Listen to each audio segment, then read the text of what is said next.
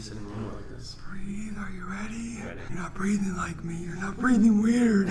Alright, welcome back to Comedy or Worse. I'm here with my very special guest, Roman Menchaca. Hell yeah! So how are you doing? I know we talked. Right. I mean, we talked before we're talking. But let's get to the video. So this is pretty impromptu. Thanks for having me. Happy to be here.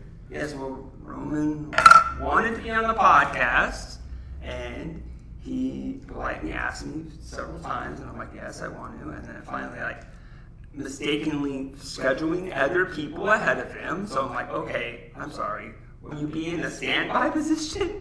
Thanks for taking me off the bench, coach. So that's what happened. You don't have to know every bloody detail. Get a life. You don't want to throw somebody under the bus? Canceled because he forgot. I put it on my calendar. Oh, but I did make a mistake. I sent a call. I got sleep last night, but then I woke up at 4 o'clock in the morning, and I'm like, oh shoot, I didn't remind Nick that on Sunday. Oh, so it was one of those panic wake-ups? You're like, oh my god. I don't know. That's part of it. So I sent him a text or a message or reminder recording the podcast, and then right before noon, I was like, hey, I just sent him another message. Hey, and he's like, oh man, sorry, forgot. I'm in LA. Do you know what BK stands for? He's not even on the podcast. I'm just curious. No, I do not know what BK stands for. You will have to wait. I've just been theorizing that it stands for Beyonce Knowles. Knowles with a K. Yeah. Is that how you spell it? I think that's how you spell it. Yeah. It's just some disagreement. I'm not a big Destiny's Child fan. No? Why not? What kind of hobbies do you have besides comedy? I like skating. I play music. Why do you... Okay, let me ask you this. Let's get deep down. Okay. If you like skating so much, how come you have an electric skateboard? Well, it helps me get around, but also, back in 2013, I was ran over by a car. What? Yeah. That sucks. Yeah, it did really suck. The guy didn't even stop. It was a drunk driver. Hit and run. Yeah. I wrote a bit about it. It's not the nicest piece, but, it's something that serious for my life. It changed everything for me. And I didn't know if I was going to keep my leg or if I was going to be able to walk again. Just my right leg. Everything below the right knee was destroyed. Yeah. So it was like a long recovery, and then when I came back, it was like a whole year before I was like really able to be active again without like being in excruciating pain. Yikes. And so like when I finally got a skateboard again, I realized like I had to do things differently. I'm just cruising now. I can't even, I used to run 3 to 5 miles a day. Oh, and it's now I feel bad for Heskey. Thanks a lot. That's the worst part. I'm the worst interviewer either. You're the only one I got right now. Or you and... Oh, I'm pointing at the guest. And, I don't know. Whatever. That's not worth finishing. Did you see there's a new Subway item? I think they stole it from you. It's a pretzel. It's a pretzel pizza, foot long. What is this? No, I did not see that. Jared is evil.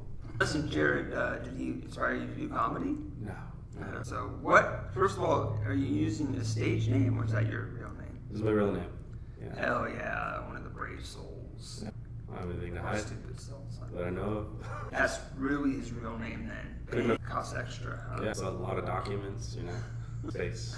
Your parents just could have slipped one in there for free, but they didn't know.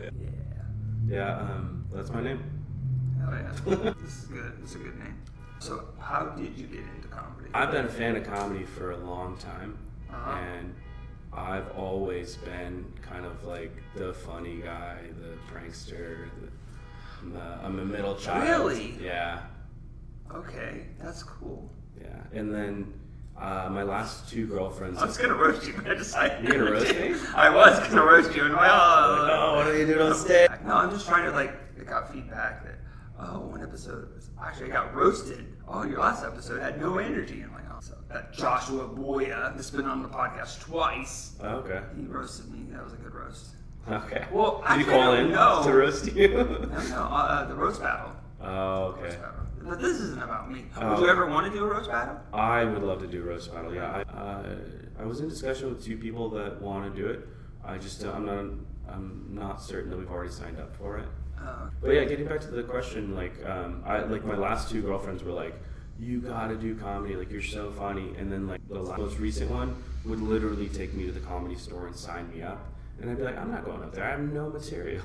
And I interviewed at American Comedy Company for a bartending position. And at the time, the manager only wanted to hire comedians because they were having such bad turnover. The people that were sticking around were typically comics. Right. So like that. Just lied. But that week I signed up for the store and I did terrible, and I just kept coming back. Sweet. How long ago was that? October 24th, last year. October 24th, 2023. Yeah. Some people are lazy. They don't want to go back and look at the date. They want to know it in the moment. Yeah. I've been thinking about it because people always ask me how long I've been doing it. That's where it ends. We don't want to talk to you anymore. New guy. New guy. No, you running your own show. You were helping out with the hookah lounge. Yeah. Yeah, I was super excited about that. It's funny how that happened too. Like, I bought a crowd back from here. We closed out Madhouse Bar. We went to Star Bar. And then they're like, let's go get food. And there's like, everything was closed. So we went to this 24-hour taco shop in my neighborhood. And they're like, hey, can we come over for beers? I'm like, I have no beers. But I know a spot. So I took them to the hookah lounge. Wow. And then they told him that I'm hilarious. And he was like, great, you want to do an open mic? And I think at that point I'd been doing comedy for like 3 or 4 weeks. Wow. And so in my head I'm like, absolutely not. I would never do that. Right. I thought about it, I was just like, yeah, it would be great, but unfortunately I'm so busy. Like, I'm only available on Saturdays. He's like, perfect. I'm supposed to say no.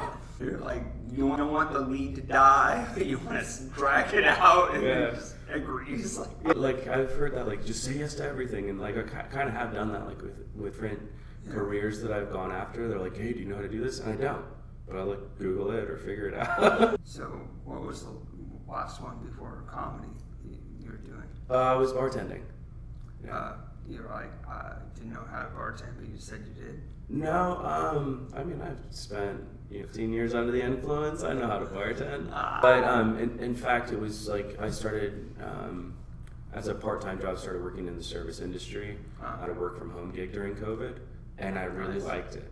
And I just kept moving up really quickly. And they're like, "Do you feel comfortable trying this out?" And I was like, "Yeah." And then they just kept having me bartend, and just kept doing it.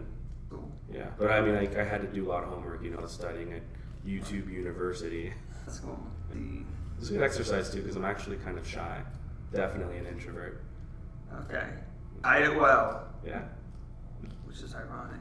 Yeah, it's ironic, but it's like a good exercise to get yourself out there.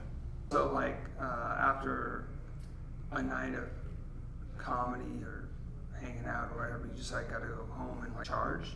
Yeah, I do. I definitely feel like, and especially like with like prolonged periods, like I'm out all night. Like I did Madhouse open mic, I did somebody else's open mic here in the neighborhood, and then like I went to Laugh Factory or ACC or something like that. Also, it's just so much of it is like connecting with other people, even off stage, that I'm just like, dude, I'm done.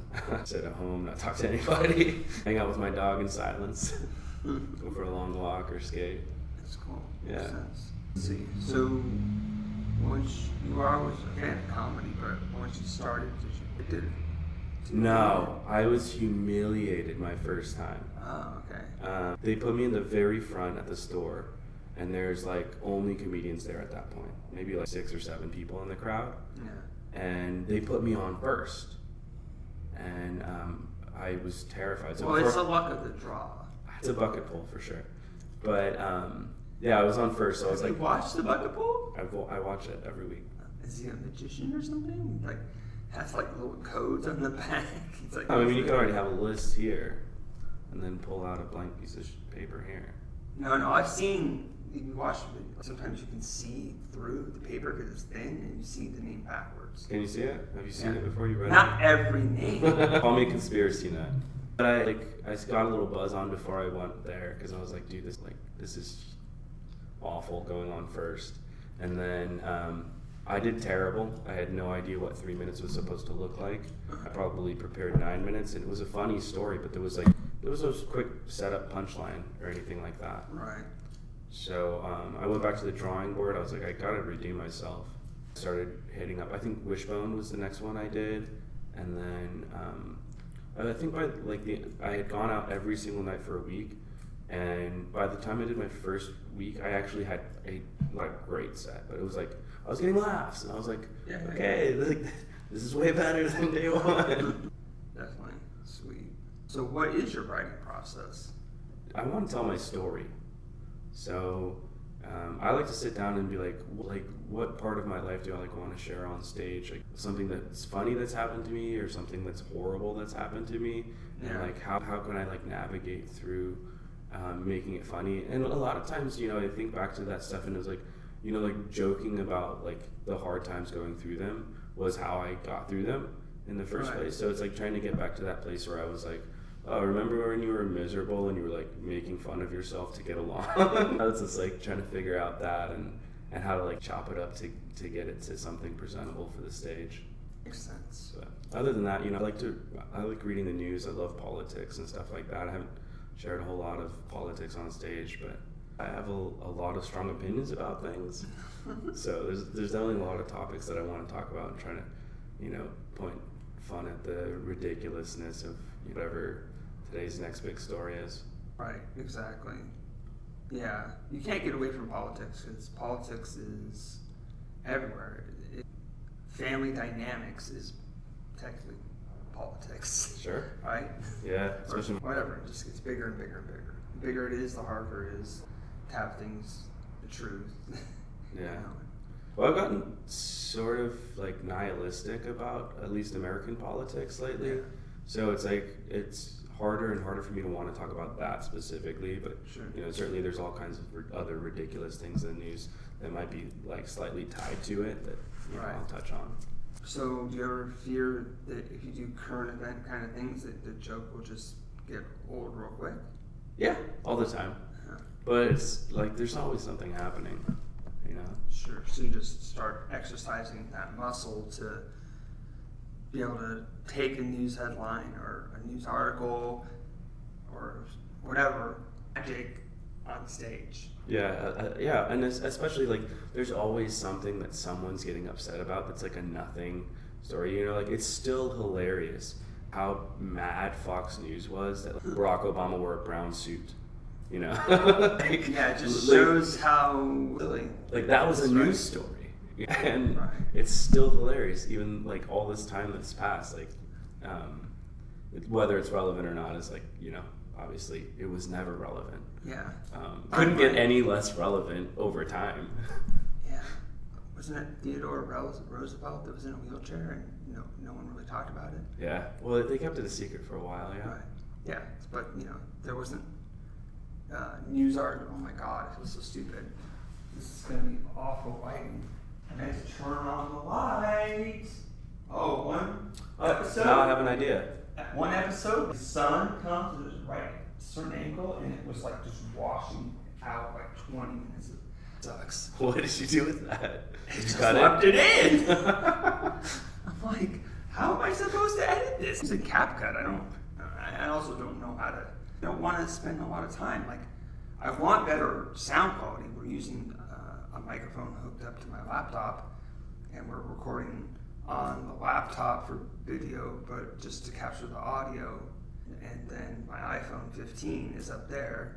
Fancy. So, it's not a $1,000 camera, but it's a $1,000 phone. More than that. Yeah, so close. Let's see. I think maybe one day I'll have to rearrange these questions and make them in a better order. Sure. But I'm just reading them in order. If anybody wants to know why it's so weird that now, why is he asking this silly question? I asked everybody this question. I usually don't even remember what the answer it is, but it's just fun to have questions in common in all the episodes. Sure. How did we meet? Oh, I saw you. The first time I ever saw you was at the store during the Friends and Family or the potluck. Yeah, I haven't been on. Okay, well, it was the potluck then. Oh, okay. And I think... But you were already doing comedy, right? No, I wasn't doing comedy. You weren't even doing comedy. No, but that was a girl I was dating that was she was always taking me to open mics. She signed me up, sitting near the very front. Yeah. And the first time I saw you, I was like, man, this guy's making me feel super uncomfortable. Hell yeah! Just all over your body. But like, I feel like the more I saw your set, I was like, oh shit, this is fucking funny. You know, but like it took me like a little bit to be like, okay, this is a character, he's not. Right, 3 minutes is hard to be like, okay, I'm a normal person, or I can pretend to be. Okay, you ready now? But I'd seen you, I don't know, I assume that after a few times of coming to Madhouse is when I finally introduced myself to you. Nobody in comedy was talking to me, so I was just trying to shoot the breeze with whoever would respond. I try to talk and meet everybody that I can, because like you just never know. Taryn Heffley, like, saw him and I was like, oh my god. And same with Kylie Troop. I just could tell there was something about them. They were funny, I guess. They had a lot of potential. I think you just have. Yeah. So that's why even someone that doesn't do good at the beginning, there's always like, it's always good to network and people are interesting, right? That's why I have a podcast. Podcast is because people are interesting, especially comics. Encourage people to do live comedy or come to live comedy. I think that's important too, though. It's just like treating people well. It doesn't cost anything, man. It's not that difficult. Just right. I think I can't speak for everybody. It's one of those things. It's a good exercise. Yeah, I can't speak for all comics, but I think that what happens, what I've kind of heard it and seen it, is that there's so much churn. New people starting New Year's resolution January, and then they don't even make it to February. You know. Right. So it's like, why bother talking to this guy? He's clearly not gonna keep going. He's clearly could just be a genuinely good guy. You could become best friends, and then he quits comedy, and you're like, he's dead to me. I mean, there's people that seemed like, I caught into comedy, and they were already in there for 3 years, 8 years, or whatever, and then they just disappear. I'm like, yeah. Oh. Or like, there's people that, like, you meet them, and it's like, oh, they were doing comedy, and now this is their second time back. And it's like they seem like all on board, and then something happens, like they get fired or quit the Madhouse, and all of a sudden they're out of comedy again. Yeah, it's, like, okay. It's interesting too, though. Like that sort of dynamic, it's weird because people will come here from other places with tons of comedic experience and be hilarious, and nobody cares, you know. Well, I mean, humans are social, and it's booking is a hard process. Like, yeah. I'm sure you understand booking's a hard process. But when you have, imagine if you were just booking by yourself and you didn't know who was who. Yeah. Right? Like, that's why you partnered, right? Because, yeah. And like, especially if you're running a comedy club, there's so many, like, oh my God, there's so many expenses, so many problems. Well, I don't even mean just for the booking side, but for like the social side, when it's just a bunch of comics just shooting the breeze, like, like not talking to somebody that's like new. You might actually find out, like, it's like, oh, this guy's actually like toured before, Yeah. He's new to San Diego, but he's been like doing comedy for 6 years or 10 years or whatever. Yeah, definitely. Yeah, that's why I try to like ask people, especially they could show up at my mic at Corner Brewing. I'm like, recognize them. I try to like, oh, how long have you been doing comedy? And then if they say 6 years or something, oh, okay, you've been doing that at another place, and they usually want to tell me, where it is. Not that I'm going to remember. It's just interesting to go, oh yeah, Seattle or LA or whatever, just to see how that, then you see their set and then how that merges together, Right. Yeah. Let's not talk about comedy in general too much. Let's talk about you. Have you ever traveled for comedy? No, not yet. Haven't done anything yet. No, just like... Thinking about it, I got family in Texas. Close to Austin? No, not close to Austin. Damn it. I do have a ton of friends in San Antonio area, though, which is, I think it's like an hour away. Yeah. I'm Prairie Air Force, so like a lot of my friends are from Austin or stationed in Austin. Oh, nice. Yeah. I mean, San Antonio. Lackland. San Antonio. Yeah. Makes sense. I don't know anything. Let's see. So hobbies besides comedy, you got skateboarding. Snowboarding. What? Yeah. Music. play a little guitar. How tiny is it? It's a full-size guitar, No. but I've been playing like since, I don't know, like I was 14 or 15. But just I didn't pick it up as quite as often as I used to. You know, it's like used to do it. You know, I want to be in a band, or you know, I want to serenade this girl. But it's just like now it's just, you know, like I do it because I like to do it, and I don't do it all that often. But when I do, it's fun. I have like way nicer guitars than I am skilled at playing them. So how many guitars do you have? I have two. I have an Ovation and a Gibson SG. So those are both electric guitars? No, the SG is an electric, and then the Ovation is an acoustic electric.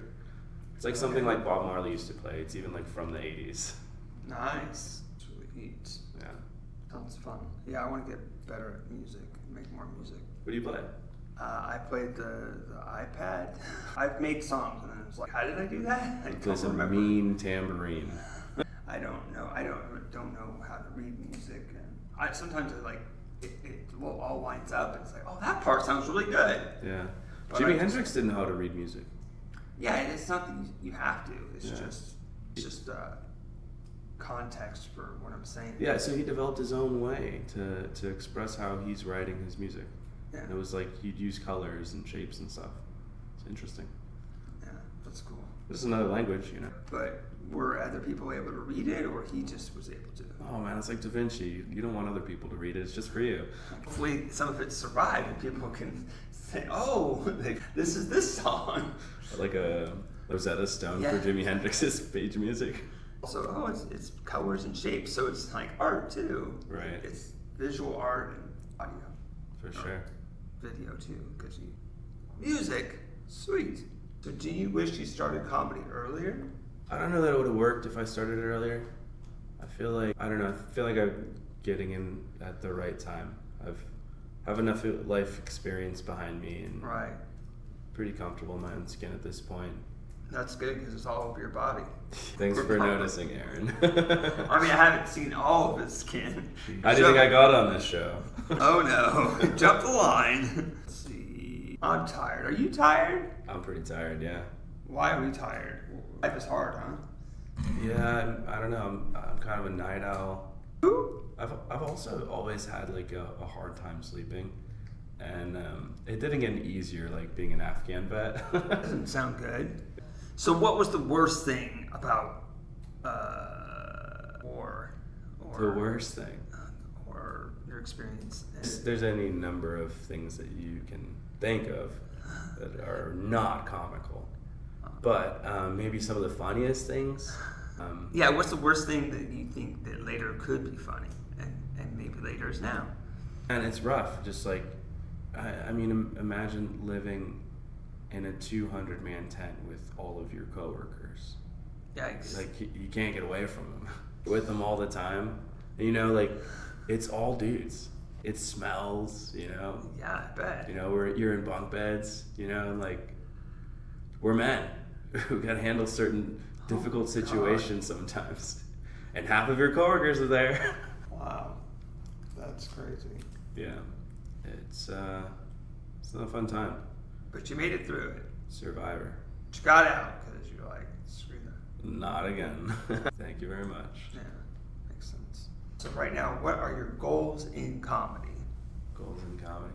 I don't know. I'd like to get booked at one of the comedy clubs. That'd be freaking awesome. I don't know, but at the same time, you know, like Madhouse open mics have shut down, and for me, I feel like my opportunities have only gotten better, and Right. Realizing that, like, I don't know, I was getting into it with somebody the other day, and it was just like, dude, you know, like the Madhouse open mic shutting down might have been the best thing for me at the time. Like I was doing like, you know, with Madhouse being open, I was doing like maybe 40 minutes of comedy a week.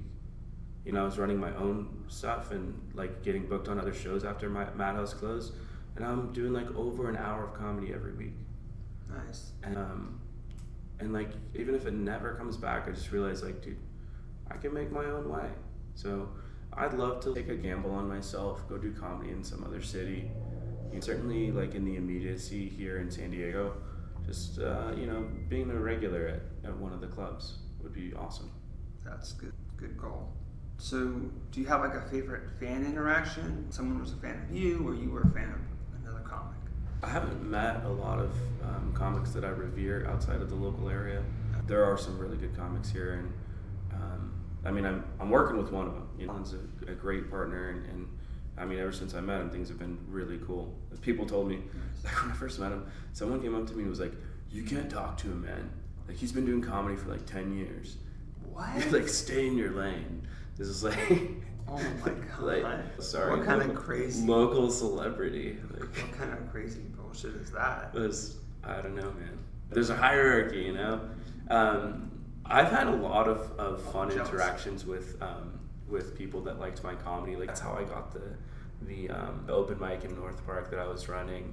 I've signed a breast before. And a pelvis, only to find out that her boyfriend was like huge, was like standing right next to her. Oh my god. And that was fun. I always told people like my second favorite thing to do here at Madhouse, if like I'm not getting on stage, it's making out with some pretty girl in the lobby. That's awesome. But, yeah, I mean, things have been really fun. Like I'm always happy to meet someone that's enjoying comedy, or even if you know, like sometimes you are always getting unsolicited advice, right? Whether it be from another comic. Right, sometimes I just have to stop myself. Or when I give people advice, I make sure I say, all I can tell you is that this is work for me. Sure. And you can maybe try it and then see how how you like it and the audience likes it. Yeah. Right? Try anything once. Well, within reason, I don't suggest some things. No. Because they might be too violent. No. So you'll never try genocide. No, I Not even once. You heard it here, folks. on purpose. You never know. So, what is your favorite place to do comedy? And I really loved that hookah lounge. It was like home base for me. No, I really love American Comedy Company is a really great spot. The Gold Room's great. Dude, your mic is awesome. Whoa. Quantum Brewing is Thank you. very fun room. It's Fridays. There's hardly been a time where I've gone to Quantum and I was like, man, this room is terrible. Usually I'm like, dude, this is so cool. Like, this is happening. And most of the time that I've been there, it's like everyone there is there to see comedy. And Yeah. it's been fun. But yeah, definitely ACC is it's just so easy. You don't even have to have a good set. You're going to be all right. Don't get too cocky. You can still bomb. Yeah, you could. Yeah. Not me. I mean, you can. Oh, of course I have. I've done It it. is possible. Like, you can just get on a lucky streak. It just Wait, doesn't. is that actually recording? Yeah. Oh, okay. 33, 40 seconds. Yeah, Something it's like just that. so small. You guys keeping track of us? Are you still there? Are you still listening? Let us know in the comments. If you heard the part where I asked you, are you still listening? Alright, cool. Just in case people are scrubbing through. Oh, let's listen to the beginning. Let's listen to the Are we end. live? No, I'm just saying. But you'd be surprised how many people just like jump around. Oh, for sure. Oh, that's interesting. Or maybe they're like listening and they're doing other stuff and not paying attention. Yeah, a little buzzword comes in. And they're like, comment and then go back and they'll actually listen to it because we said something that or like caught their attention. Especially comics are like that, I feel like. Like Yeah. I'll talk to a comic after a set and they'll be like, oh, you were talking about this? And I was like, no. I said something about that. That was the only thing that you heard. Like all of a sudden your ears prick up, you just hear one little buzzword. Right. I'm like, oh, it was nothing like that. Yeah, that's interesting. Have you had anybody try to tell your joke back to you and they like totally didn't get it right at all? No, I don't think Okay. no. I have had people tell my jokes back to me, but never like really butcher it. But it's usually like, oh man, I really liked this joke, or Right. you know, there a lot of times it's like somebody they only hear like a small portion of it. They don't know the full thing. Right. They're like, why did you talk about this? And so if you're listening, this is the whole context. Right. It really makes it better when it has context. Sure. So, do you have any merch? I do. Yeah, I brought some for Nice. you. I just have stickers. Oh, this is in your backpack. I was Yeah. like, what is he pointing at? Wow, that's so cool. Do you want to show the audience the stickers? Oh, sure, I'll go grab them. Yay! This is an exclusive look. No, I'm just joking. It's not exclusive. I'm sure you can find it on his Instagram. If in the past, maybe in the future, well, we'll talk to you in the future. Here's his merch. So Alan and I are running a show We're going to open up 2 new spots this month. Right now we're at Cork and Brew over on Park and Market on Saturdays. That's in San Diego. And our brand is Top Shelf Comedy Shows. Nice. And I don't know, I just figured people want to support us. If Cam Patterson, not that we're as good as Cam Patterson, but if Cam Patterson can sell rocks for $10, like move stickers, like Yeah, that's cool. put it on your fridge, look us up. Yeah, So it's kind of shiny. But yeah, Top Shelf Comedy Shows. So, what you want to shout out? Who did the stickers? I did. I designed. like what did the company? I did it. It's all me. From All you? Yeah. Primo. So you just get really good paper? Yeah, it's vinyl sticker paper and Vinyl just print it at home, cut it with the straight edge, and good to go. It's like, Nice. just a way to get people to to support, and also like sort of remind them like, hey, like if you want to find us, this is a good way to get a hold of us. Right. Vinyl sticker paper. Vinyl printer paper, yeah. Oh, I don't know how to spell anything. It's with a Y, VINYL. VINYL. That makes more sense. Yeah. Sticker paper. Get that out. Awkward pause or just tired and thinking, typing, and all of a sudden like I can't type and talk at the same time. Oh, what are you gonna do? That's interesting. I probably just asked it out of order. I'm like trying to look at the questions. Oh, I see. I just got lost. So, what is your favorite joke? It can be yours or someone else's, or don't say mine. Besides me. Oh, favorite joke like of all time. No, the audience only I understands. One of my favorite comics of all time is George Carlin, and I love how he like navigates politics and religion, and all of like the irreverent anger that he has. Like the big club joke. It's one big club, and you're not it. They don't care about you. He's talking about like the whole like the pro-life thing. It's like they want live babies so they can become dead soldiers. Yeah. It's like it's dark stuff, but it's like you can see like the sort of like ridiculousness and the line of thinking, like these contradictory beliefs that people are all holding at the same time. Right. Yeah. Yeah, because people are complicated. Yeah. Absolutely. So, what was your family life growing up? I grew up with my stepdad was in the Navy. 3 siblings. I'm the middle child. Kind of a troublemaker.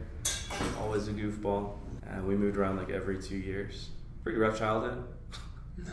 a lot of violence and Violence towards you? But I ended up like doing exceptional in school. Like got emancipated. I graduated early and I joined the Air Force as soon as I could. At 17, went to Afghanistan for my 19th birthday. This is history, man. I love my family.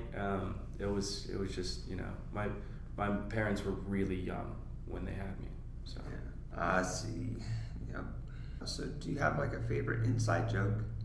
Inside joke, one you tell indoors. Most of my jokes are inside. It's stand-up comedy, man. It's not fucking. Inside joke is just something between you. Me and my siblings, when we were kids, we used to spend days playing a single Monopoly game. And, like when you're playing that horrible family wrecking game, you get delirious at a certain point. It's so long. Yeah. And I remember I was like so tired at one point. I went to go buy.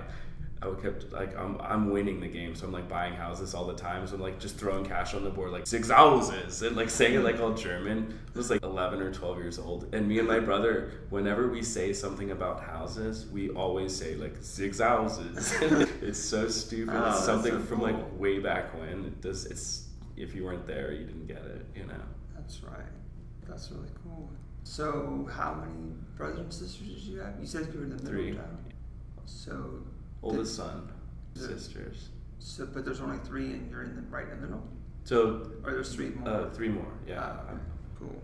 So, what's the biggest audience that you've performed comedy for? Probably ACC. Like, Was it packed or? yeah, like 150 people. Nice. Normal nights for me are like between 20 and 50. We're doing really good though at our show. We're starting to see a regular consistency of like around 45 people every night, so I'm stoked about that. Damn, that's more people than Quantum Brewing.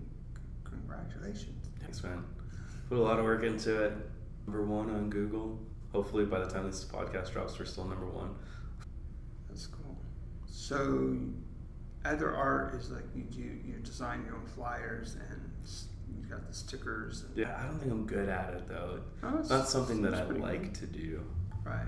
So it's like either I can do it myself or I have to pay somebody to do it. And Right. I did have a graphics guy, but he relapsed, and so like it's kind of like left to fend for myself, and I'm just like, I could do this, but I hate it. Exactly. I get that. Yeah. Yeah, like I don't want to build my own website. I already have my own domain. I've had it for like a month and a half now. Haven't done anything with it.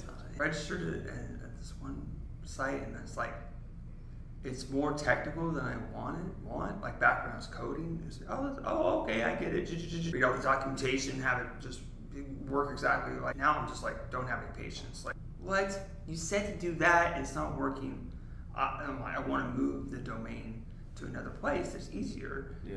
But the website I have it in, it seems like you have to do a little bit of work to transfer domains, but well, I guess it could be their fault. Yeah. But it's like it's not transferring. They're like, For me, it's more like the aesthetics, like the colors, the font. Like I don't know. Like I'm not Martha Stewart, you know. yeah, exactly. Yeah, it's like I don't always know what you want, but you know sometimes like, oh, that doesn't. I don't want that. Exactly. You're like, oh my god, I have no idea what I do want. And I also like I don't know, like even like when it comes to like fashion or like getting dressed, I'm just like I don't know what has like less labels and stuff on. Like just wear a freaking plain t-shirt every day, plain t-shirt and jeans. You know, that's how excited I am about like visually aesthetic things. You know. Yeah, it can be distracting, right? Like you don't want to wear certain things on stage because then people they keep thinking about why is he wearing shorts or. I'm just that way. Like I own 30 black V-necks and like 4 or 5 colored ones. That's cool. Very cool, yeah. So you like V-necks? Love them. Sweet. For the audio listener, he showed his V-neck. That's right. I'm gonna see a chest hair or two in there. Yeah, he gets new chest hair every day. It's very painstaking process. He glues it on. Hair plugs. Oh, it makes it easier. Let's see. Have you ever done a character on stage? Character. I don't think that I have done a character. I mean, I have there's been a few times where I've tried to I guess impersonate a girlfriend or some complaining person. Right. And I don't think I don't know if it's because I'm new or it just feels disingenuous, like I'm trying too hard or something. Okay. I haven't really felt like that's. But he thinks you're trying too hard and not trying to make the joke sell it better, get better. Yeah, I just think using my own voice just comes across more genuine. Okay. It just I'm not really one to mock someone in their voice unless it's really intentional. You're I'm not gonna Right. So Well, I mean, you do a different voice without making it seem mocking, right? yeah. Or is that your own? Oh, if I'm going to do a different voice, I can't help but mock. No, I have Sound to. If I'm mocking. doing someone else's voice, I'm making fun of them for sure. Just like a pretzel. Okay, I get it. So Just kidding. I love that joke. Doesn't matter if you love it or not. I'm selling merch. Exciting. Well, not the pretzel one, but I sold another comedy or worse voicemail. Okay. T-shirt. I've sold 2 of them, and people have actually bought it online. I know those people, Sure. but still, it didn't. I didn't have to buy it myself. Have it shipped to me, and then go, what size was it? It's nice because It's the awesome. idea is to make money in your sleep, Yeah. right? I woke up Yeah. I don't know how to say her name. But it also goes hand in hand to when you're building an audience or a following, like having something that they can hold and like take home with them. It's like, and put their wallet in it. They're invested into it now. Wait, you know? they can put their wallet into it? Oh no, I do have shorts. You don't sell fanny packs? I could. Oh my god, that website has so many things. It's easy to like distract you. If anyone could sell fanny packs, dude, I bet you could make a killing selling fanny packs. They're coming back. I know. Whoever named them fanny packs, that was part of the problem. Just call them man purses and just the fun of it. Or just let's steal the word purse and shouldn't be feminine at all. Well, who cares if it's feminine, right? Shoot, last night I wore a dress on stage. Some of my favorite people are feminine. I took off my pants and there was a dress underneath. Oh, okay. But I did. It was funny. Where was this? At the Madhouse. No way. Like cross-dressing joke. Uh-huh. I say I'm not gonna say the whole joke, but it brings up cross-dressing, and I'm kind of there's the twist, it's the pun, and then I started like saying, but then I do the pun in a dress, right? And then I was like to work it in because I'm like wearing my merch, and then I'm like, the dress is also my merch, So I was like figuring out a way to like show off the merch. Yeah, I don't really want to wear a dress. Yeah. It's not. In fact, wear a dress and it can make you feel vulnerable. Oh my God. Yeah. Like I can understand at least a little bit like why women feel vulnerable, because a dress isn't much to cover up. I said I'd try anything once. You said you wouldn't do genocide. I'm not wearing dresses. Just wear one at a time. That's part of the problem. You think you gotta buy more than one dress? No, different designs. I'm working on it. Just one dress for now. I only printed one dress, and I think I've only put design on one.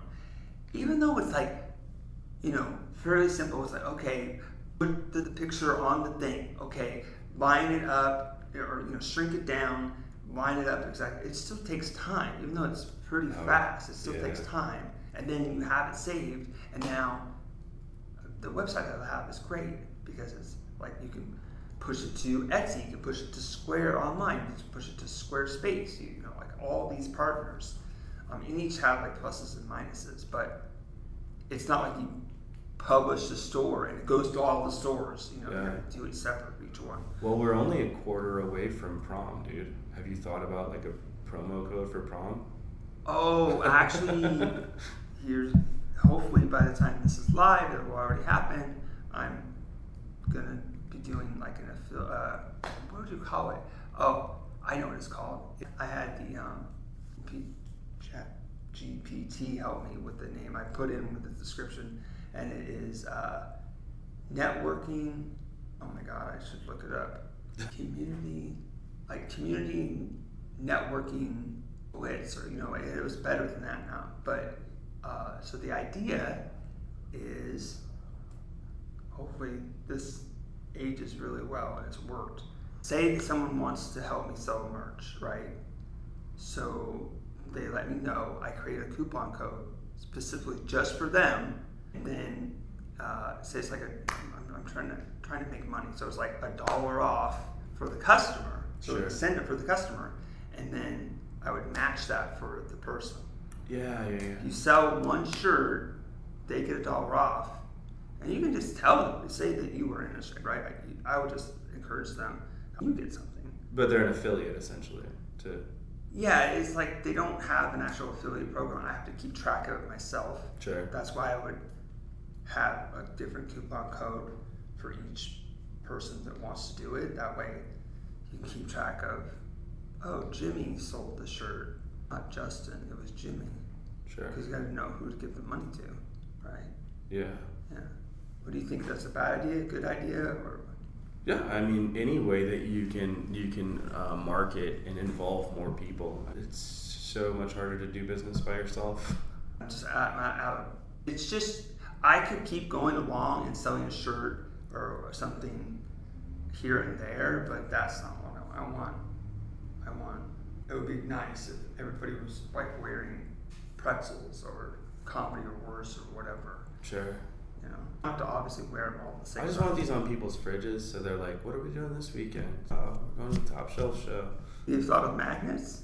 Yeah, Alan was telling me I need to do magnets, but it's like, I can do this right now from home. But That's simple. you're halfway to a magnet right now. But you don't need a magnet. Just, But you know what I mean, right? it sticks to a fridge. You're halfway to a magnet. All you gotta do is stick it on a magnet. It's true. You don't have to even print it on a magnet. That's true. There. That was my unsolicited advice. Look how well he took it that time. I'm so upset that he did this. Oh, shit. Should have asked him first. If he was upset, or do you want my advice? Have you ever won a comedy contest? No, I haven't. No. Have you applied to any? No. Okay, well, he's 1 for 1. I mean, 0 for 0.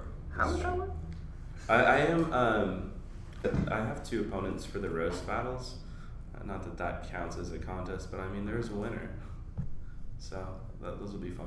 Nice. Hopefully you can get in and get scheduled. Yeah, it's gonna be like freaking August at this point by the time we get on schedule. Stay tuned. Yeah, I've lost 2 roast battles, but luckily I'm scheduled already.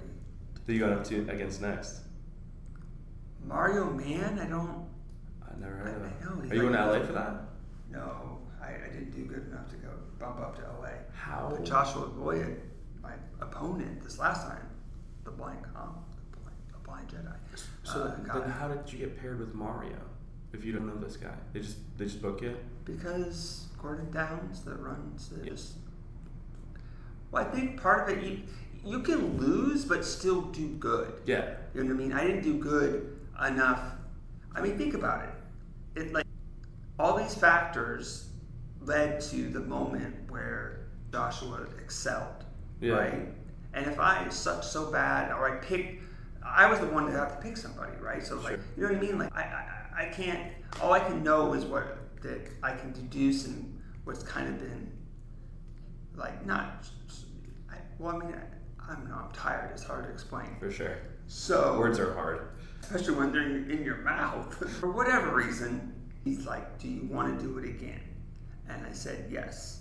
Luckily, he didn't ask me the night of, because I probably would have said no. Sure. Because just processing the whole thing, because it was hard, but then you learn so much. Like, I know my strategy now. It's to just have so many jokes that I can just, he did something about sex, I'm gonna match him and try, you know what I mean? Like, and be more like in the moment, because like when Joshua roasted me about the podcast, I in the moment thought it was funny, but then my comeback wasn't good. You kind of want, you know what I mean? I liked watching that roast though, and I think one of the cool things that people kind of discount about the roast is it's not even so much a contest as you versus them, because you guys are technically an act. Right. Ideally, you both want to make the best set of the night together. That's the way I kind of look at it sometimes. And you see a lot of times, like, people that are friends will roast each other, and those typically go really well.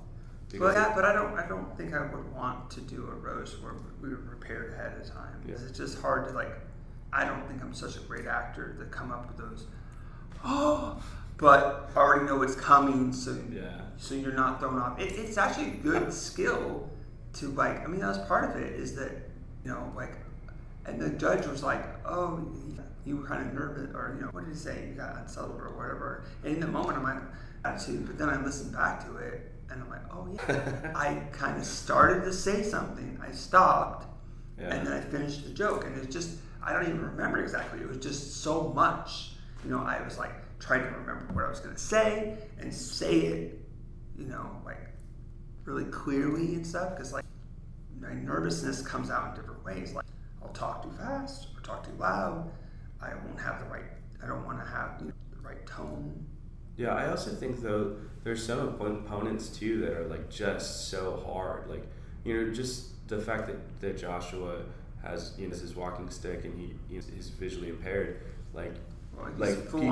people empathize with that immediately. They're like it makes you, it vilifies you. Want to laugh at it. It vilifies you immediately, and like I had one person that challenged me to a roast battle, and I was like, I would never. And then I was like thinking like, oh shoot, you're actually would be a difficult opponent because you're so freaking nice. Everyone will hate me. You know what I mean? Are you gonna say who it was? No, I'm not gonna say it. You know who they are. That's cool. Yeah. So the roast. So who? Like, can you reveal who you're gonna roast? So I still have to talk to them about it again because we haven't talked to Gordon yet, or I haven't found out if they reached out. But I was talking with Matt and Ben about it. So hopefully not dropping the ball on that too soon. But we did agree at one point. I haven't done anything with it. We've been busy with the shows and trying to keep things moving. You gotta jump in there. Yeah. It makes it easier when Gordon's like asking them to get up an opponent. Sure. Then it's okay, and you already have an opponent.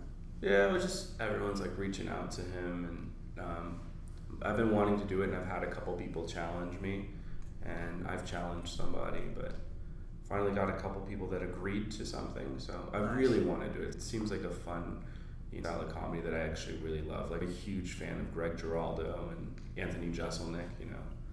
That's sweet. Look forward to that. Yeah. So, what is your best booking story? Either you booked somebody, you're like, oh my god, I can't believe you booked this person, or you got booked on a show, you're like, wow, this is so amazing. Just remember, this is the best booking story as of today. So, I got booked within my 4th week of comedy. that's the best story I've heard so far. I never met the guy. So I was barking here at Madhouse, and so they moved me up the list, and this person who was supposed to be on deck started recording and then they called me up, and he's like, what the heck? And then like he records my set, and then hits me up a day or two later and books me. And I'm like, how did you like hear about me? And it turns out I actually have a mutual friend we didn't know was like a mutual friend. She's an old Army friend of mine. And cool.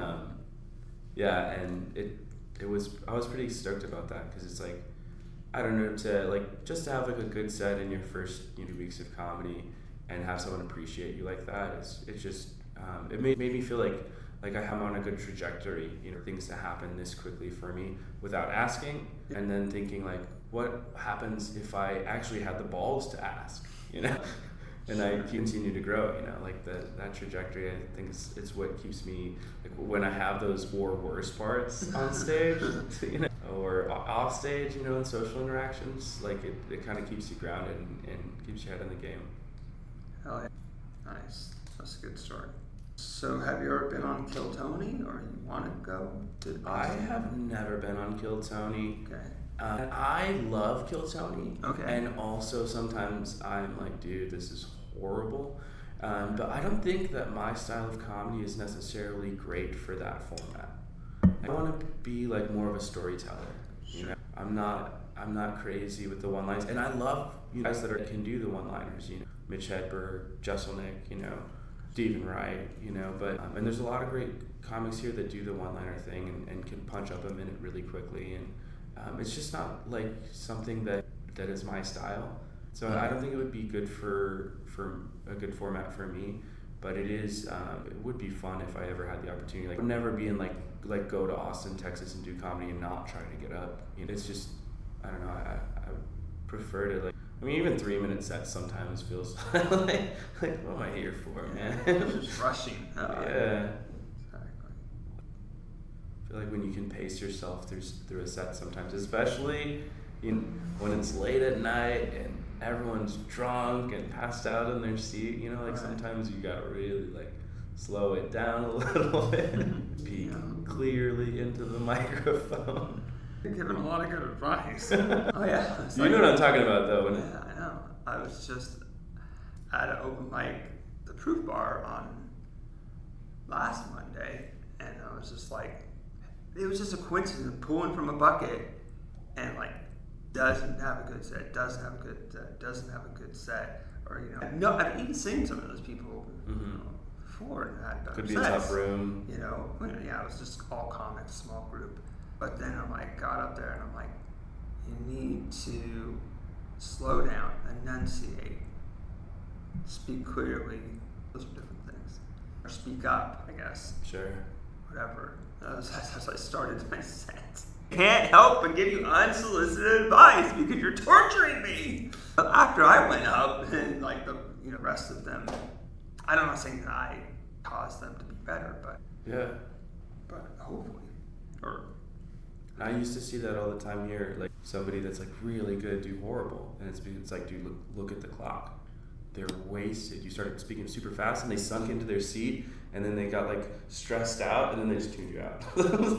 And it's like that's something cool about like the here that was awesome was you have the opportunity to see so many people go up, so you can learn the room. You can learn all kinds of skills and techniques that work and things that don't work and things that are specific to that audience. So that's something that I think is invaluable. Absolutely, but I remember there was times where the best rooms sometimes are so full that we can't have all the comics in here. Yeah. So that's the catch-22. You got to hear it from someone else. Oh, it's a hot room, but they like dirty stuff or whatever. Sure. Just gotta rely on what they're saying to believe them. I always try to come up like 2 or 3 comics before I'm up. Try to get a feel for it. Yeah. If you're at least in the hole or whatever. Yeah. Then that's fine to come in, but you can't have everybody in because it's like we need lots of civilians. Yeah. I like to call the non-comics civilians. Me too. And you never know when they're going to get drafted, right? They're going to catch the bug. Sure. Yeah, something like a lot of times there's like people that you see over and over and over, and then you can almost predict it. It's like, they're gonna, or just tell that, it's because they're gonna want to try comedy. They're waiting for that just little bit of confidence to push them over. Yeah, exactly. Yeah, I kind of did that. Yeah, see? All right, here we go. What's the worst thing about comedy right now? Worst thing about comedy. I think the worst thing about comedy is oftentimes I feel like here in the scene it feels like there's a lot of inside baseball. There's a lot of. Oh, what is inside of the baseball? It's like a good old boys club sometimes, And I feel like it's not good for the scene. Like we're setting the ceiling here. But have you heard of other comedy scenes? They're way worse. Are they? Every one of them, but there are comedy scenes. Yeah. But then, I mean, there's parts of it that are good to take away, because I heard that stuff, and I was like, I'm going to make mine more like Sure. that, but if every mic was like that, that would be bad. Sure. If every mic was like, you want a better spot, do better, then that would be horrible, because then how is anybody going to get better? Is that why you bumped me 4 spots last Friday? You have to understand, there's lots of factors. Excuses. There's a lot of factors. You want to hear all of them. It's really complicated. No. Really fast. And it's like there's sometimes when people will tie, right? They're just about as good as each other. They got here at the same time, but then it's like one signed up like they should, and one just showed up, right? So it's like, or I even just told that guy, or like last week, I was just tired like I am now, and I was just like, everything was like a lot people were getting more time, but it wasn't on purpose. It was just like, because I was like, move this, tired and just like doing it bad. And then be like, where's that person? And then I asked, he's right there. Like, oh my God, yeah, he is right there.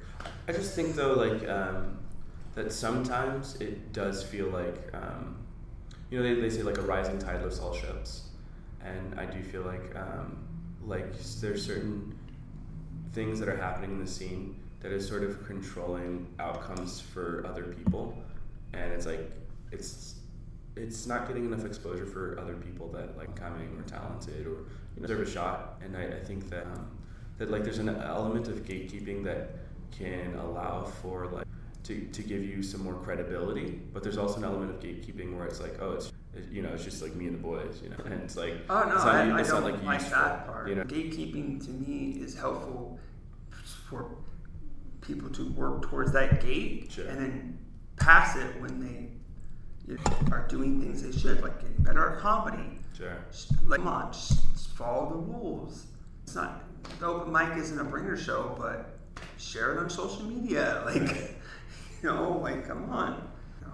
Yeah. But or help out, pass out flyers or whatever, because we're just trying to make it, or even I have a meetup group, and some people are doing good about you were doing good, but then you stopped that. The Cloud9. But is your new events on the meetup group? No. Are you having shows on there or just mics? Is it a paid show? No, it's a free show right now. As long as it's free. Yeah. For the next few weeks, once we start having to turn people away at the door, we're gonna I'm telling everyone, it's like I'm waiting. Like I want 3 weeks in a row. We're so full. We have to tell people like, sorry, you gotta get here earlier, And then hopefully we can start charging money or moving into a bigger space, or both, because as you know, it costs money to run the shows, and we want to book better talent. We want to have higher production quality and just keep growing. So yeah, you want to quit your day job and just do comedy. Yeah, that's the worst part of comedy. They don't pay me enough at these open mics. Exactly. Yeah, my show is free, and then some weeks are good. You got $29. Other weeks, like this last one, I got $2.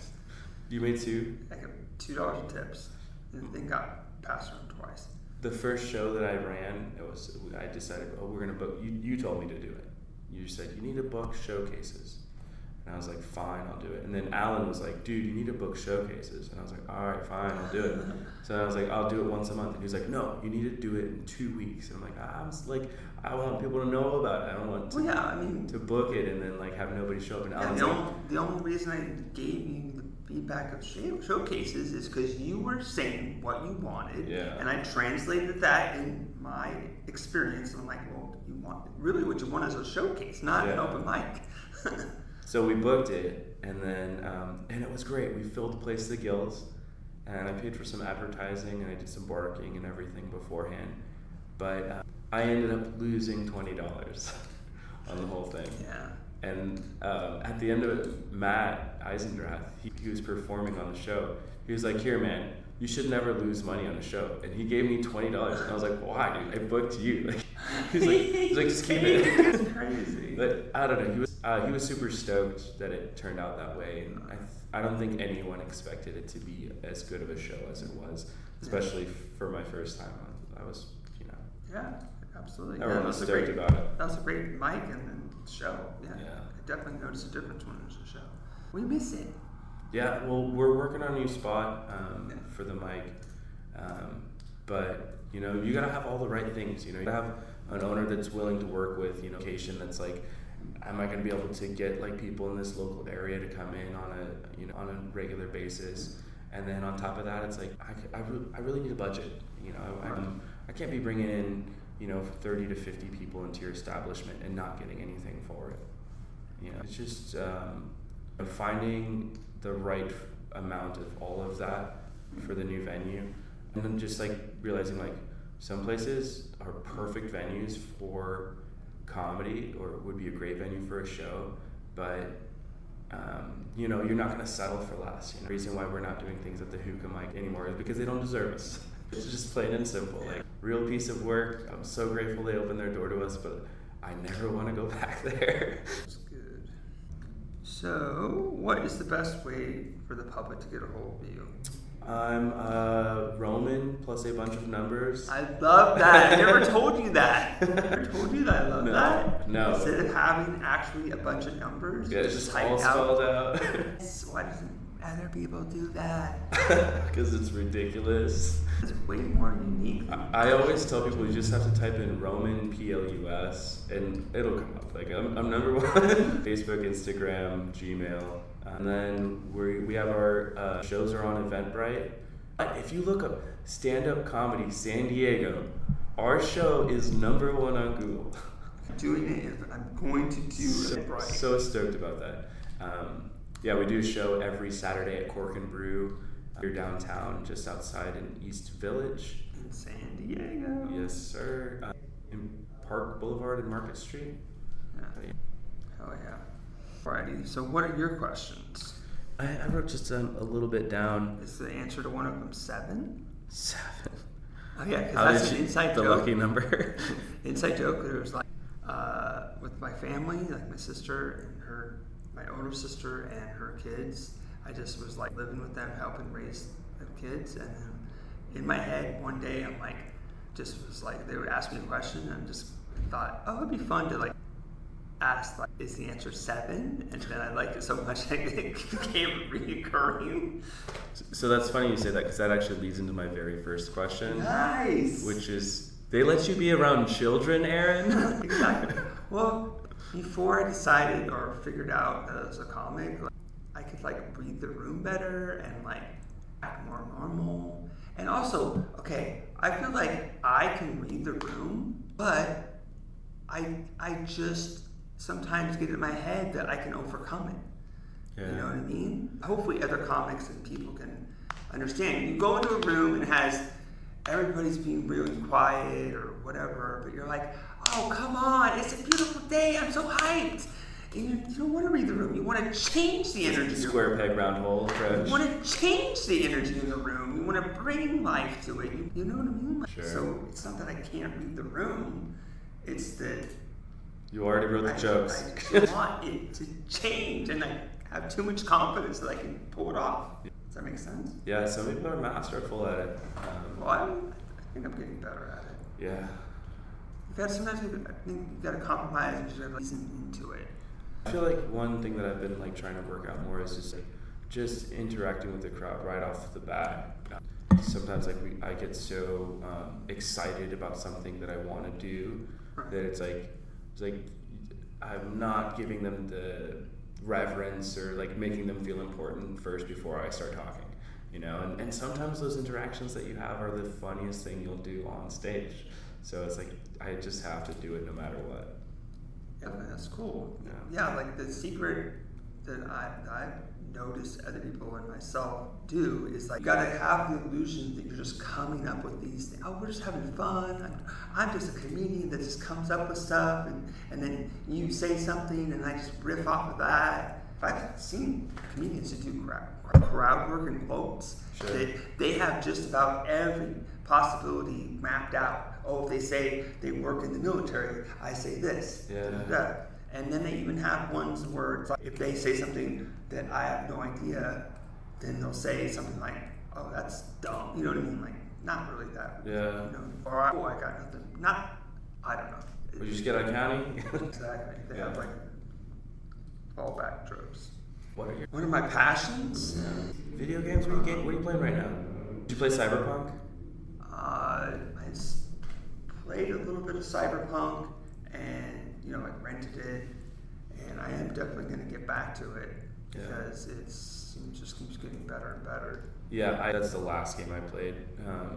I played it like right before I got into stand-up. I don't really play that much video games right now. Used to love them, but great story. Yeah, I love video games, but there's such a time waster. Right. It's so hard to. Yeah. And then like also feel like when you get sucked into like a good game too, you just like it kind of like sends you down this spiral of like antisocial behavior. You come out of the video game and it's like my girlfriend's coming over and like I'm like I can't like talk as like quickly as I normally can, and then I'm like I don't want to go out in public, and like I don't want to like write a new set, like just it's an antisocial behavior that spurs on more and more antisocial behavior. Because it's addictive. Yeah. It's like you're a stoner now. You just, wouldn't it be funner just to like stay home and smoke? Oh, wouldn't it be funner just to stay home and play video games? Yeah. Do you smoke weed? No, not really. It's just, I grew up with drug addict parents, so I just kind of tried it some. I started to go down the path of being a stoner, and I was like, I don't really like this. I started noticed pretty quickly that I wasn't as sharp as I wanted to be. Yeah. And started to get lazy like them. I hate weed because of that. I feel so slow. So it's like, nah.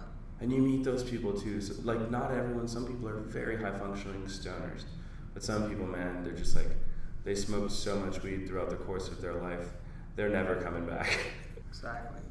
So, what are your vices? My vices is wanting to do things but not putting any effort into them. Okay. Like dating or something. Okay.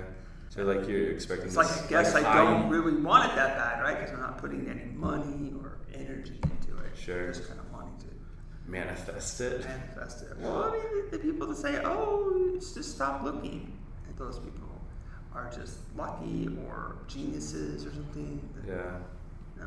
It's also, I guess I just don't settle. There's been times where I could see me going down the path of settling for somebody that's not right for me, or pursuing, and it's like, and there's other times where I'm overcoming that, but they're like, oh no, we're not good for you. I'm not interested. Yeah, but when you think about settling, don't you think like maybe sometimes it would just be better to die alone? Like, compared to the amount of work and effort that would go into every day living with this person, that's impossible.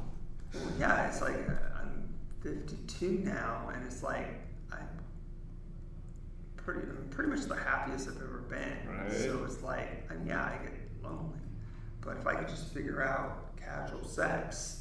The part is hard. I guess casual sex would have to have sex with more attractive people because for me, like, the more I get to know the personality and I like it, the more attractive they are. And have to at least be cute. For sure.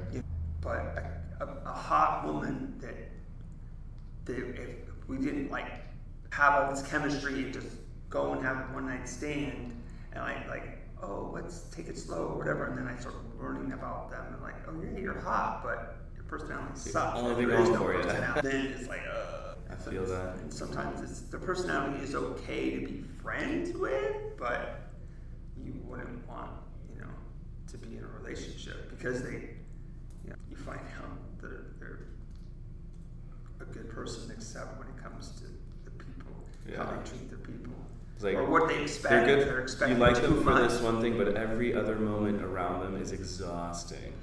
And I'm an introvert, so that's like most people I meet. You gotta be able to sit, or when someone's like, "Oh, it's so great talking to you," but do you realize that we never could just sit in silence?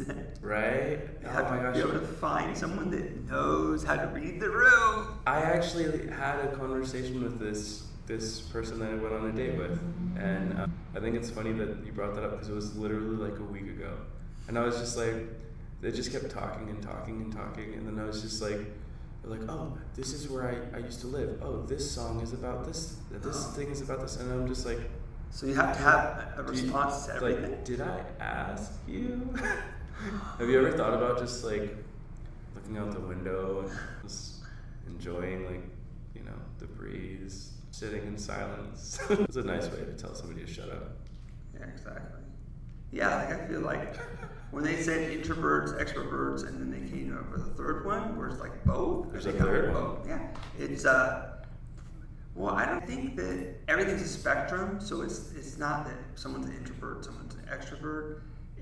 Introverts, extroverts, and sociopaths. You're pretending to be extroverted so that you can just slide right through. No, the third one is the people that want to and can be really outgoing and social, but they also need time to recharge. And that's what I am. If there's only two, if there's just two things, you can always mix them together and have a third. I mean, come on. Yeah. Right? But that leads to the next thing is it's a spectrum. That there's not just introverted both. Oh, sure. It's like a little bit, because I can't imagine someone that could always be outgoing. Yeah. Like, no, they have to go home and rest. It's not like they have to go home and sleep, but then as soon as they wake up, they're on the phone with somebody. Sure. Right? I mean, I'm sure that it's social constructs too, right? You better not be calling me when you're on the toilet. That's just weird. I only call my mom when I'm on the toilet. Sorry, Mom. That is different. Do it. I'm sure it's fine. That's when I have the most time. I'm gonna be on. See, I can tell by that. It's all washed out. Oh shit. You gotta lean forward. Oh god. We probably should wrap it up too, because we're probably. Wrap it up. It's Time to. it's 9 at 3, almost 3:30. I don't believe in raincoats, Aaron. But we don't have to. What other questions you got? That was really what I wanted to talk to you about, was the vices, and then like I was trying to think of things that like nobody's asked you yet, because you've been doing the podcast for a little while now. Yeah, it's I like wanna run 30. over- This is number 33 recording, Okay. and I have to look at. There's over 25 released, but more likely 7 released right now. Yeah. San Diego native? Grew up in Santa Rosa, an hour north of San Francisco. How long have you been here? Since 18. So you haven't been listening to the podcast. So I've missed these parts of the This podcast. has come up before here. I only watched the No, I don't first. The expect first one I it. watched was with Benny. That's when I started watching. Oh, that makes sense. Yeah, Local favorite. I've seen. Your little circle. No, I've seen a few of them. Great. Well, here's what my advice to everybody: just listen to one episode a week, and then if you want to get caught up, occasionally listen to 2 episodes in a week. Right? Eventually, you'll catch up. More unsolicited advice. I love this. This is kind of an unbiased podcast. How to get into comedy. So listen, this is how to get into comedy, right? Because I got into comedy. One of the ways was listening to like comedy podcasts and go, wait a minute, that guy's story sounds really close to me. Sure. You know, and so it gets in your mind, and then it just happened to be like, and the whole concept of New Year's resolution. But then I had a New Year's resolution to do it. When a whole year didn't do it, the next year I'm like, well, that's not going to happen again. You know, and then really start trying it because things fall apart, and it's like, well, you haven't got anything else to do. Sure. So you might as well do comedy. It was great, even though you bombed. Yeah. Yeah. Puppets. You think that if I start doing puppets, not all the time. Never. Never do puppets. Okay, let me just run it by you. This is the reason you put puppets. Ready? Yes. Ready? Go for it. Send it. Okay. There's times like that you do a different voice, right? Or I do a different voice, and the voice doesn't match. You know what I mean? Like it would better coming from a puppet. It separates it. Oh yeah, it's easier to tell that he's doing a different character because now he has a different puppet on his hand. Yeah, but I do think that like when you're bringing in props or puppets, sometimes even music, it can cheapen the art form. What? Like no, it's not cheap. The mastery of it is like it's definitely because you're not getting better. You're trying to. And your voice, like there's nothing else. The audience, like that's it. And you start bringing in all this other stuff. It's just like I don't know. I don't like none of the greats needed anything like that. You know, like no, there's greats that did do that. Do you think like I don't know. Like Jeff Dunham's going to be like on the Mount Rushmore of the greatest comedians of all time. Doesn't matter. Do you think I'm trying to be number 1 of all time? Is that what you think? No, I'm trying to like, I'm trying to like see. Well, I mean, not everything. Like what inspired you? And like I'm sure there's someone that can do it, right? You know, but like. There's so many times when it goes sideways. Even like what I was saying, like with music, like you can cheapen the comedy. Okay, but you understand that part of comedy is entertainment, right? Yeah. And then you wouldn't say that, oh, this guy is doing a one-man play of Romeo and Juliet, and he's playing all the characters, but he's saying all the characters in his own voice. And he doesn't have a costume, you know what I mean? Like, does that make sense? But like someone like Robin Williams could do it without the puppets. You know what I mean? Sure. No, and he probably has done Romeo and Juliet and done all of the voices. Right, but does that make sense? Like, yeah. That's why you do a different voice. That's why you would, so a puppet is that it's wearing a different costume. Yeah. It looks different. Sure. Because even the voice is only one part of it, right? Sure. So I had 2 puppets. Now I'm in 2 places at the same time. Yeah. The only thing you can do is try it. Wow, look at that. I kind of have his permission. Not that I need it. No, I'm just saying, like, it's your show. It's your stage time. Yeah. Nobody can tell you that. That's to say it's my show. No, it's a podcast. It's your show. It's your stage time. Like when you're on stage, like anyone stop you from doing what you're gonna try. Oh no, I wouldn't. Even if you told me absolutely not, don't ever do it. I'm never going to. It doesn't mean that I wouldn't still try it eventually. Yeah. That's what's fun about it too. It's like, especially when people give you unsolicited advice. Yeah, I think that's why. I'm gonna go my own way, regardless what you think. Yeah, I do. This person came in, like, I'm 4 years in, they're brand new, or now they're 6 months in, and they're getting booked, and it's like, well, but they're not on the same path, they're not on the same journey.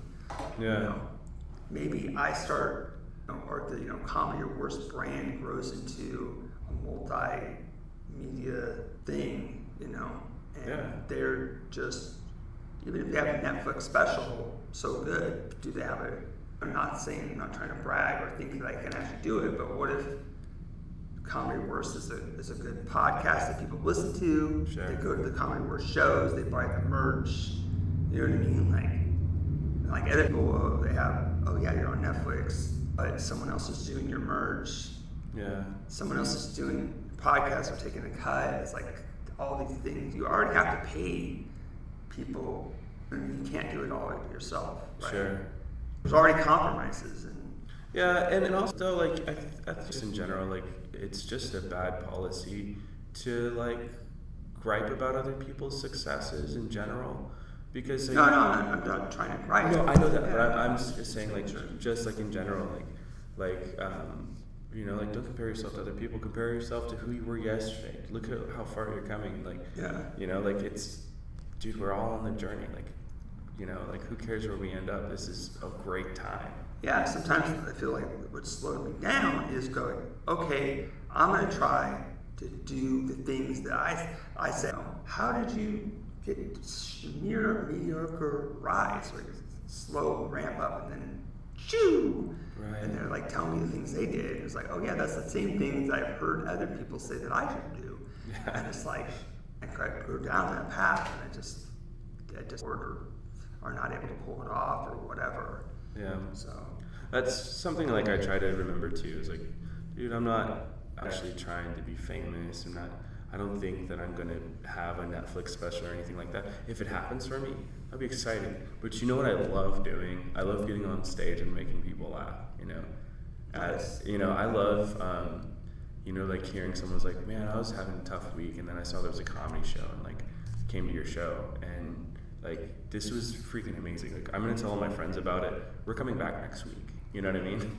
That feeling, like that you get to share your story, and like sometimes it is the worst parts of your story, and you can find a way to like make someone laugh at those moments of your life. Yeah, you take the tragedy, you make it into comedy. And then like they might do that too. Like in their own way. Like they're gonna find a way to laugh through their hardship or whatever they're going through. Yeah, absolutely.